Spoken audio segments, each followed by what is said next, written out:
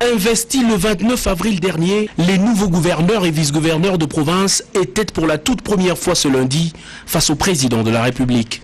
Le séminaire de mise en face de la gouvernance provinciale lancé ce jour permettra aux gouverneurs et vice-gouverneurs de renforcer leurs capacités en leadership managérial afin d'améliorer le bien-être social de la population et ainsi enclencher le développement à la base. Le vice-premier ministre ad intérim en charge de l'intérieur et sécurité, Basile Olongo, qui a introduit la cérémonie, a fait un plaidoyer auprès de l'autorité suprême pour la mise à la disposition des fonds d'investissement et la libération régulière de la rétrocession en faveur de provinces et des entités territoriales décentralisées. Dans son rôle de garant du bon fonctionnement des institutions de la République, Félix Antoine Tshisekedi a donné les premières instructions aux territoriaux nouvellement élus. Instructions formulées sur base de 4 axes stratégiques pour l'amélioration du social du Congolais, déduit dans son discours d'ouverture. Je voudrais vous rappeler que vous êtes les dignes représentants du président de la République dans vos provinces respectives. Ceci vous oblige d'adopter dans la gestion de vos entités respectives un comportement exemplaire. Ceci veut dire aussi que vous avez l'obligation d'élaborer vos programmes respectifs qui seront adoptés par les assemblées provinciales en intégrant ma vision qui vise le développement intégral de notre pays. En d'autres termes, l'homme sera au centre de toutes vos actions dans les différents domaines de la vie.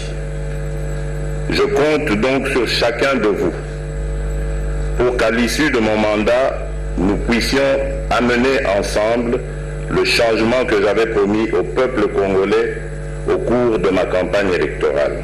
Combattre les antivaleurs telles la corruption, l'impunité ou encore l'épineuses question de tracasserie, notamment aux frontières, le chef de l'État Félix Antoine Tshisekedi ne déroge pas à sa logique. J'ai eu le temps de sillonner quelques provinces de la République. Et à cette occasion, j'ai été choqué des tracasseries administratives, policières et militaires auxquelles font face la population en général et les opérateurs économiques en particulier. La fraude fiscale et les barrières organisées et entretenues par certaines autorités provinciales, de l'armée et de la police, la multiplicité des services et autres organes au niveau des postes frontaliers au lieu des 4 reconnus par la loi, le mauvais état des routes et de l'habitat, la précarité des infrastructures sanitaires, scolaires et autres, vous pouvez ici comprendre que la tâche qui vous attend est lourde et les défis à relever sont énormes. Je veillerai dans le cadre de la rétrocession que les moyens conséquents vous soient alloués pour vaincre le défi du développement. Cela veut dire que, vous l'avez bien compris, que le temps de l'impunité tant décrié est révolu.